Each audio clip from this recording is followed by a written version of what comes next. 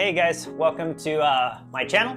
My name is Cody Sorrells, and I wanted to start this channel and talk about all things recovery. I've been in recovery since 2007, and I just wanted to talk about some of the things that I've experienced over the past 14, 15 years, some of the things that I've ran into, some of the things that I've learned, and some of my mistakes. Because I've just looked for this stuff out. I can't find a lot of it, and it's only kind of talked with me and my friends, or maybe it's talked about somewhere else. I just haven't found it. And so if you're new and you like what you hear, comment down below, click subscribe and like if you like the content. I just wanted to talk about some of the things that I've struggled with over the past 15 years. And also I've had some pretty big accomplishments. Today's episode will be about relapse and recovery. I have relapsed twice, at one time at 6 years and one time at 7 years. And both of those relapses were due to Kratom use. If you're new here today and this topic interests you, or hopefully maybe helps you or helps somebody, please let me know. Let me know what you think, and yeah.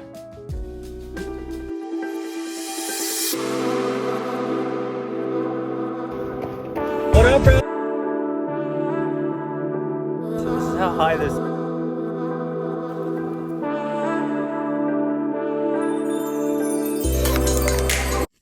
So, just a little bit of background on me.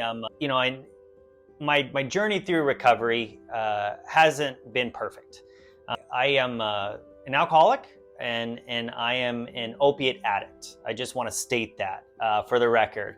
And for me, my journey through this whole process, it's been bumpy, it's been beautiful, and it's just been a kind of a whole new world that I've got to experience. At 24, 25, I was a product of the Oxycontin epidemic, and I did not have a chronic pain issue. I was not terminally ill. It was given to me at a party, and me and my brother were using it recreationally. And then one day, it's just something that I could not turn off, and it led me to a very, very dark place in my life where I lost everything.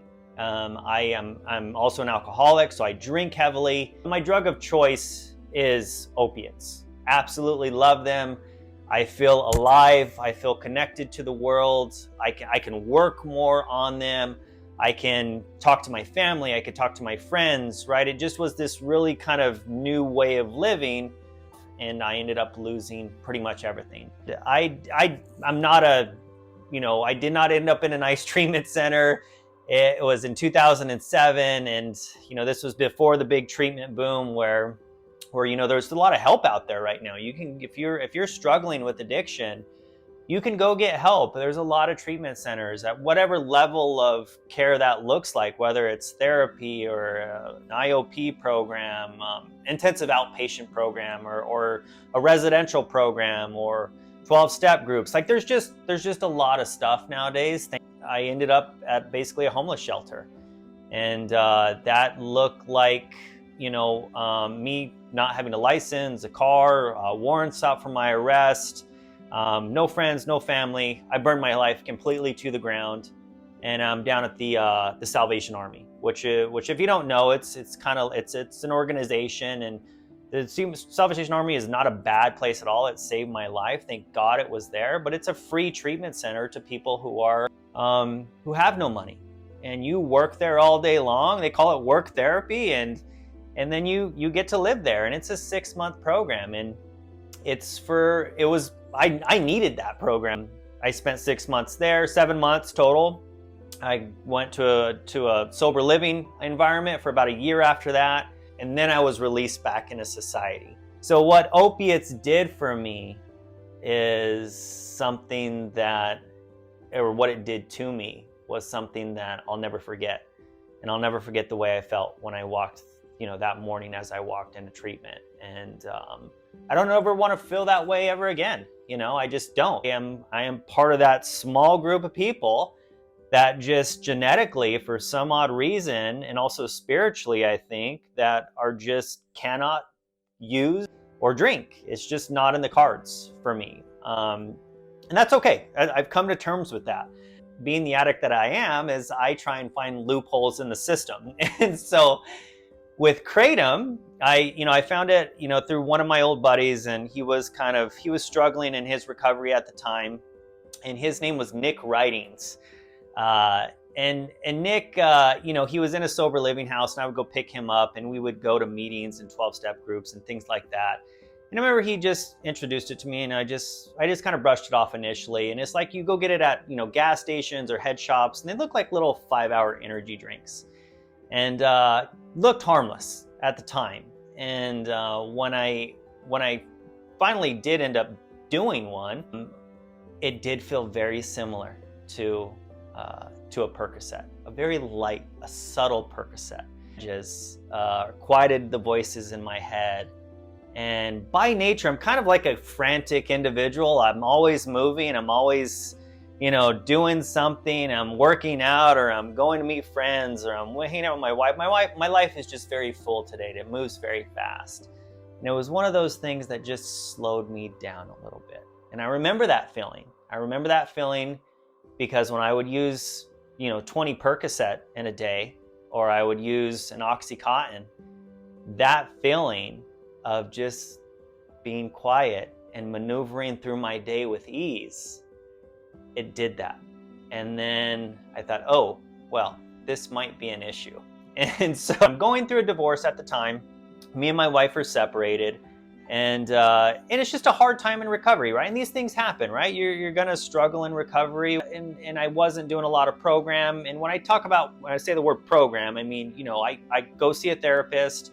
I go to a few 12-step meetings, every week. I talk with a bunch of guys. I'm accountable to a bunch of guys in that whole world. And it's a full program that I work. I'm surrounded by it. My whole life is recovery. And I don't know anything else at this point. The Kratom, it was just one of these gray area substances that I could use, and initially there was no effect. And those of you that are not familiar with Kratom, it's derives from Asia, and it's kind of related to the coffee plant. And for some people, it totally works. If you have chronic pain and you don't want to use prescription opiates from the doctor anymore, or maybe you've been rough on your body over the years, and you don't want to use opiates, it's a great alternative, I think, for that type of person. And I think it does serve a purpose for a lot of people. And by no means am I knocking it. I just think because I am an opiate addict, the risk versus reward is extremely high. And it's a big gamble for me to use, and then not to use something else and something else and something else. And then I'll go down the line of substances, whatever that looks like, weed, drinking one night, and then one night I will reach for my drug of choice, which is opiates. And that's what I love. That makes me feel connected to the world in a way that's artificial and does not last, but I chase those 2 or 3 hours, and I'll chase it to the ends of the world. And what it did for me is it did, initially work, and I would be able to work. I would work all day. Like it controlled my ADD very, very well. I would be able to work 8-10 hours a day, extremely focused. I would be able to talk to my family. I would be able to go to events. I feel I could go to my wife to like a concert or an event, and I wouldn't be self-conscious of not drinking, or just being around other people, or at marketing events with a company, or like it did its job, and it did it very well. But I look for 2 markers, and I've just relapsed a few times, so I know what this feels like. So those 2 markers are, when I relapse, is 1, does it create a state of artificial euphoria? And 2, does it change my inner dialogue with myself, like my authentic self?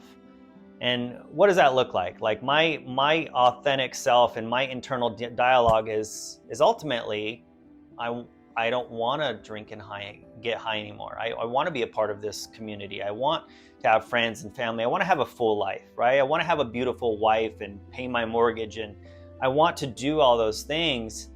But what had started to happen for me is, as I continued to use, and this was just over the course of a few months, is that my internal dialogue changed in the sense that I would stop going to my meetings. I would no longer really care to go to events. I stopped doing the things that I love. I mean, I would still do them. I just wouldn't do them as much. Maybe alarms are going off in my head, right? Alarms are going off. Cody, you might have turned something on you can't turn off. And it also creates a state of artificial euphoria. Now, there's two different types of euphoria for a guy like me. One is completely artificial. That's with drugs, alcohol, any external substance I put into my body to make myself feel okay. That is artificial. Short-lived. I always have consequences for it. The other state of euphoria is organic. That looks like, me mountain biking on a beautiful sunset in Sedona. That's on a 5-10 mile run, and I just feel great afterwards. That's going out with my wife and my friends and having a great time at night and laughing all night. That's, going and hanging out with my mom and being totally present and just engaging with my family and not wanting to leave. And that creates happiness for me. And, those things are when I feel closest to God, and they make me truly happy. It changed all of that for me, not at a big extreme level. Not at the level of drinking and heroin and oxy did for me, but it did it just enough to where I know that feeling, and then the alarm went off. And so I reset my date, and I re-engaged. That was the first time that happened. And the second time that happened was when my brother died. My brother has been off and on in recovery his whole life, along with myself. We were one and the same. We used together, and I love Corey, but he died in 2020, and he was also an OxyContin addict, and he had overdosed on fentanyl one day, and it was just a hard time. It was another hard season in my life, and he was doing really well for like a year and a half, and I just think one day he thought he could get high again, and I think it was just an accident. I don't think he was using for a long time. I think it was just an accident he used, and unfortunately it had some fentanyl in it, and he passed away. And so on the tail end of that, I just, I knew Kratom would be there. I knew that it would just kind of quiet down my head a little bit. And it did what it's designed to do for me. And I didn't tell anybody initially about it. And then, it goes on for a few months, and I moved back from Texas. I'm not sleeping at night now. It's getting worse. And I think I just got tired of the fuckery of it all. You get tired and you just tap out. And that's what I did. And, monetarily, nothing happened. My wife is very supportive, of my recovery, whatever that looks like to me. And my family, there was no external things, no external consequences that happened out of this. And it's a gray area substance. It really is one of these things that, like there's half of my peer group that might say, Cody, that's not so much of a big deal. You could probably talk to your therapist and talk to your sponsor, and maybe you don't have to reset your sobriety date. And then there's the other half of the room that will say, yeah, Cody, you were using it for some sort of mental relief other than relying on your program, and you should have called somebody and hold yourself accountable. And at the end of the day, what I found really with relapse is it's very individualistic. The recovery looks different in so many different ways. And by no means am I saying that the abstinence of my program is the one size fits all, because it's just not. I know plenty of guys and plenty of men and women who, they may use Suboxone or they may smoke weed and not drink and smoke meth, right? Or where it's different for me is like, how does it make you feel inside? Like, does your family know? Is everybody okay with you using this substance? Do the people around you know? And are they okay with it? And it's one of those internal questions that you can only answer for yourself. Like, yeah, I probably shouldn't be using this. And And so I reset it again. And immediately when I reset it again, like I can sleep at night instantly. And there's something about just being honest with yourself and honest with the people around, where it just clears your head, man. I've been doing this, off and on throughout the years, and whenever I have secrets, it's typically not a good thing. There's this saying in the rooms is, I am as sick as my secrets, and I think that's true to a certain extent. There's a few men in my life that know every secret that I have, and that's a good thing. I would hold all that stuff in, and I drink and get high over those things, and I don't want to be afraid anymore. I don't want to wake up in the morning and plan and like, how am I going to go get Kratom today? And so how was I able to stop using Kratom after a few months of relapse and things like that? I called my sponsor and I said, hey, I think I'm doing this thing, and I think I don't want to do it anymore. And I asked him what his opinion was. And this is a guy that's been on the clinical staff at very prominent treatment centers. And by trade, he's actually a therapist. And he's not my therapist, but he is somebody that I can be honest with. And I said, I think I'm doing this thing and I'm using Kratom in a way that is not helping my recovery. And so we talked about it, and he knows all the telltale signs of addiction, and I told him what I was doing and how I was trying to not use and manage it. And so I talked with him about it, and he said, yeah, Cody, that's probably a good idea for you to go ahead and reset your date. And then I also, kind of doubled down on what I know works. And so I started doing therapy, I would say once a week, where typically I might go like once a month or twice a month. So that was once a week. I upped the ante with that. And then I also I went to a lot more meetings, a lot more 12-step recovery stuff. And I also, I went to Al-Anon, which it's a program for men and women who have loved ones that are addicts. And it really helped me deal with Corey's death. And I went to Al-Anon and I started trying to tell my story in that group of people, for people that are on the opposite side of this. They kind of see the train wreck happening before their eyes, but they can't do anything about it. And that was my experience with Corey, is I could not give my brother what I had found over the years. And so, I didn't really have a lot of physical detox. I just didn't. It was more mental. And what I found with Kratom is that it was fine for the first few weeks, but probably 3-4 weeks in, it starts to mess with your head a little bit. It's just like, what, this thing isn't so bad. It's not really a big deal. You overreacted, and you start to want to go back to it because of how kind of maybe trivial it sounds in your head. And when those thoughts happen, I'll call 3 or 4 guys, and I'll just say, hey, I'll check in and I'll just try and re-engage in somebody's life and get out of my own. And that sometimes helps. I'll go to the gym and I'll go on runs, or I'll get on my bike. And I just kept myself very, very busy post-relapse. And that's a good thing. But I think I need to learn how to just sit still and sit with the pain or the guilt. Guilt and shame are 2 entirely different things, I think. Guilt is a healthy emotion, which will help you correct whatever thing that you're trying to correct. Shame is totally different. That is, I hate who I am as a person. So it will hold yourself accountable, right? And dust yourself off and let's get back into it. And so it's just a mixture of all these things, but these are things that I've learned through 10,000 hours of recovery. Like, I know without a doubt that if I go plug myself back into that world, it's going to work. It's just worked for over a decade in my life. Why wouldn't it work this time? And I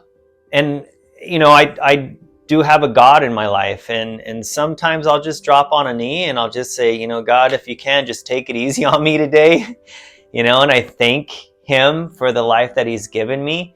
And other days, it's like, who can I help somebody in need, and I'll still go down to the Salvation Army and I'll talk to those guys, and I know what it's like to go through that program. That is, many people do not graduate that program because of how difficult it is. And I'll go down there and I feel right at home. And on the ride home from that treatment center, I feel absolutely alive, and so I go do the things that I know work.